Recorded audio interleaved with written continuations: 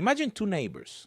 Every month for the next 20 years, both invest exactly $500. One finishes with about $126,000. The other ends up with roughly $330,000. And a third? Their investment could outperform them both or lose more than 80% of its value along the way. Same monthly contribution, same 20 years. Completely different outcomes. So what changed? Most people think the answer is finding the best investment. That's actually the wrong question because every investment has a different job. Some are built for growth, some protect your money, some generate income, and some can make you wealthy or keep you awake at night. Today we're comparing 6 places your $500 a month could go: a regular savings account, a high yield savings account, gold, index funds, REITs, and Bitcoin. We'll look at what each one would have become over 20 years using historical data or reasonable long-term assumptions. But here's the important part. By the end, I don't want you walking away thinking one of these is the winner. I want you to understand why the smartest portfolios usually own more than one. Welcome to Minivan Millionaire Plan, where we use real numbers instead of hype to help ordinary families build extraordinary financial futures. If that's your kind of investing, hit subscribe. Before we start, 2 quick ground rules. Every number in this video comes from historical performance or credible forward-looking research. None of it is a guarantee. Markets don't move in straight lines, and investing isn't about predicting the future. It's about putting the odds in your favor. The regular savings account. Let's start with the place where millions of dollars quietly sit every day and slowly lose purchasing power. Not because people research it, not because it's the best, simply because that's where their paycheck lands. And for millions of people, that's exactly where it stays. The average traditional savings account pays around 0.4% interest a year. Invest $500 every month for 20 years. You contribute $120,000 of your own money. At 0.4% interest, you finish with roughly $126,000. 20 years, $6,000 in growth. That's it. But here's what makes it worse. Inflation has historically averaged around 2 to 3% per year. That means your balance goes up, but what that money can actually buy quietly goes down. That's one of the biggest financial traps people fall into. A savings account isn't supposed to make you wealthy. Its job is to keep money safe. Rent, emergency repairs, money you might need tomorrow. But if your retirement plan is sitting in a regular savings account, you're asking a tool designed for safety to do a job it was never built to do. The high yield savings account. What if I told you one of the biggest improvements you can make to your finances doesn't require investing in stocks, doesn't require taking more risk, and takes about 15 minutes to do? A high yield savings account works almost exactly like a regular savings account. Your money stays liquid. It's still federally insured. The difference is simple. Instead of accepting whatever rate your everyday bank offers, you choose a bank that's actually competing for your deposits. Today, many high yield savings accounts are paying around 4% APY. That same $500 a month grows to about $183,000 over 20 years. Nearly $57,000 more without saving an extra dollar. It still won't create long-term wealth the way productive assets can. Over long periods, inflation will still eat into much of that return. This is where I keep my emergency fund, money for unexpected car repairs, a job loss, medical expenses. It's one of the easiest upgrades in personal finance. But it's the parking lot, not the engine. Gold. Gold has been trusted as a store of value for thousands of years, long before stock markets, long before Bitcoin. And even today, central banks continue to hold thousands of tons of it. According to the World Gold Council, gold has delivered an average annual return of around 8% between 1971 and 2023. That's better than most people expect from a metal that doesn't produce anything. At that return, investing $500 a month for 20 years would grow to roughly $275,000. That's a serious amount of wealth. But here's the part most comparison videos skip, and it's the most important part. Gold doesn't produce anything. It doesn't pay dividends. It doesn't earn interest. It doesn't collect rent. It simply sits there waiting for someone else to pay more for it in the future. That's why I don't think of gold as a growth asset. I think of it as insurance. Insurance against inflation, against currency problems, against financial panic. When investors become fearful, gold has often held up better than other assets. Not always, but often enough that millions of investors, including central banks, continue to own it. Think about your home insurance. You don't buy it hoping it becomes your best investment. You buy it hoping you never need it. Gold serves a similar purpose inside a portfolio. Index funds. Imagine walking into a grocery store and instead of trying to guess which single apple is the best, you simply bought the entire basket.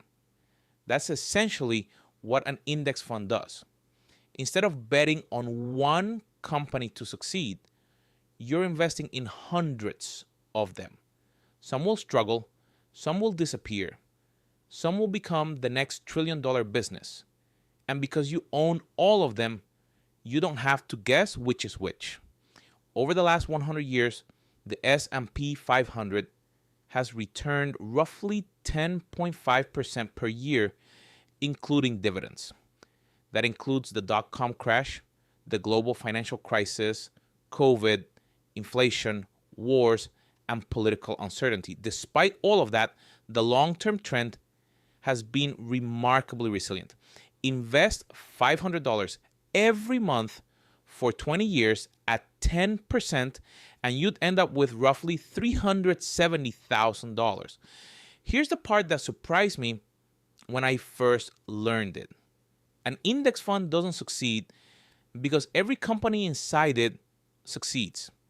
It succeeds because the winners become a larger part of the index while the losers shrink or disappear. You don't have to know who the next Amazon will be. The index quietly figures that out for you.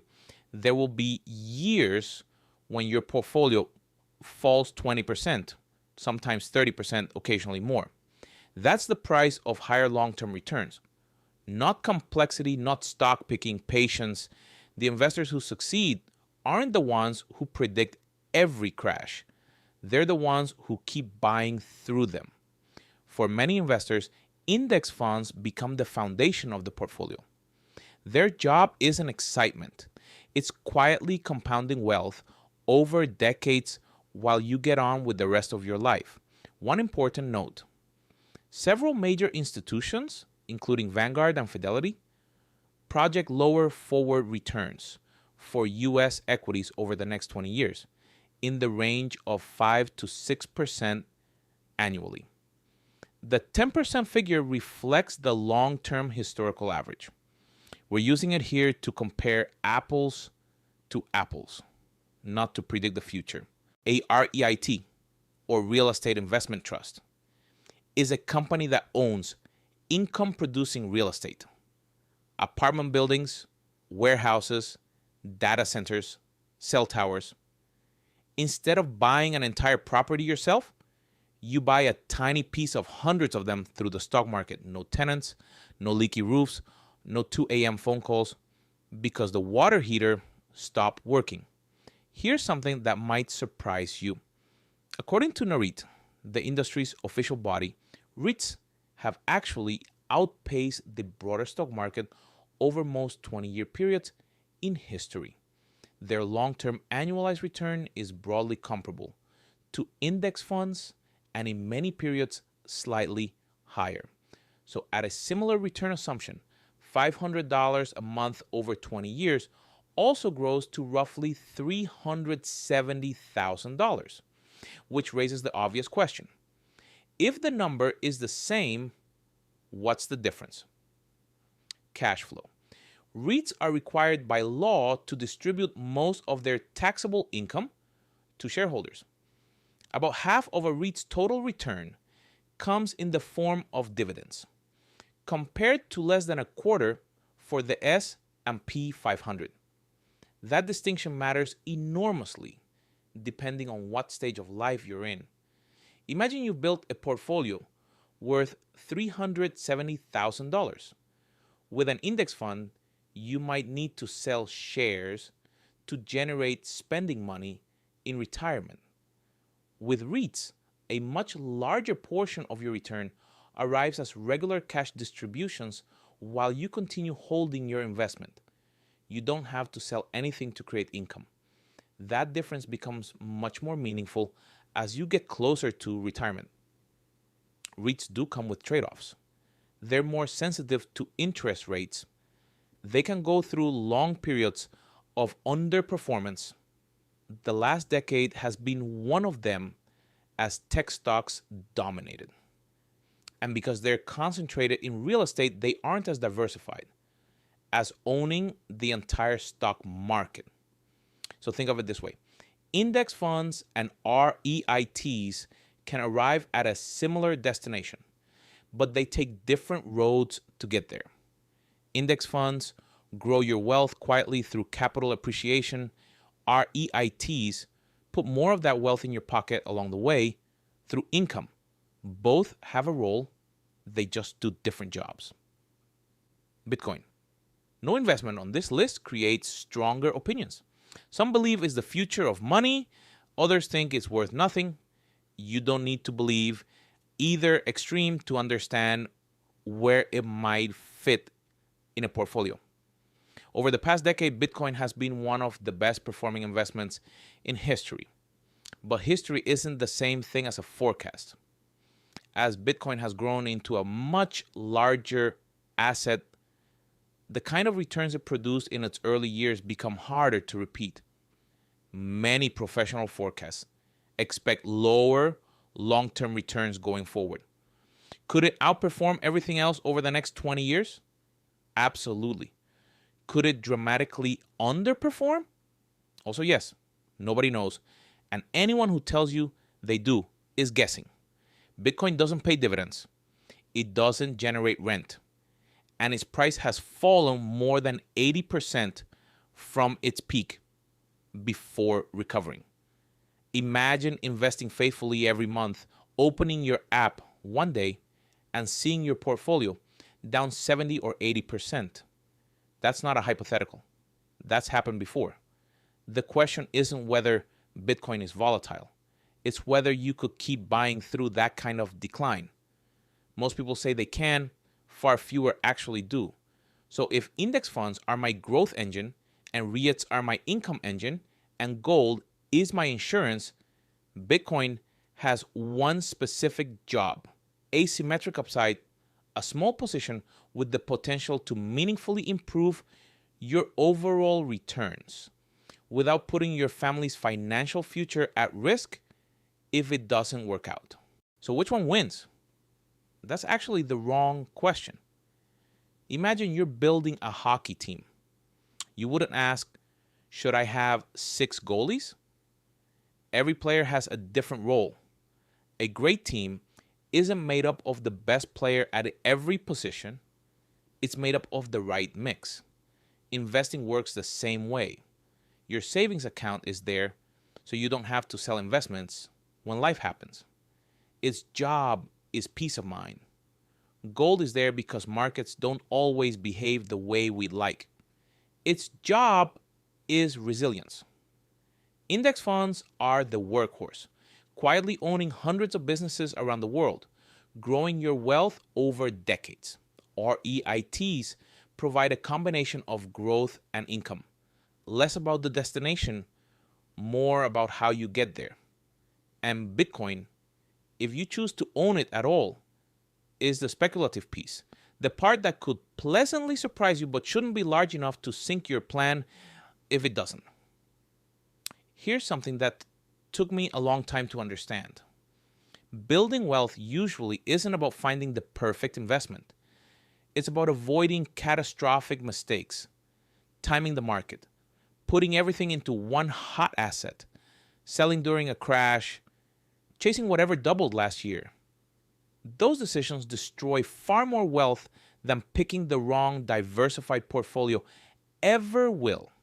So if someone asked me where their $500 a month should go, I'd probably disappoint them because I wouldn't give them one answer.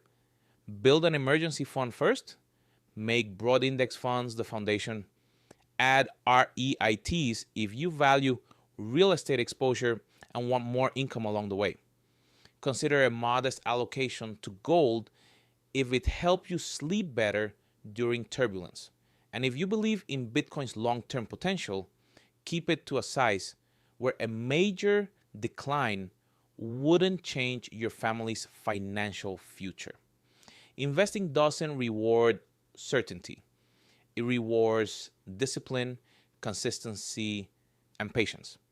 And it rewards people who keep investing even when the headlines tell them not to. That's how ordinary families quietly build extraordinary wealth.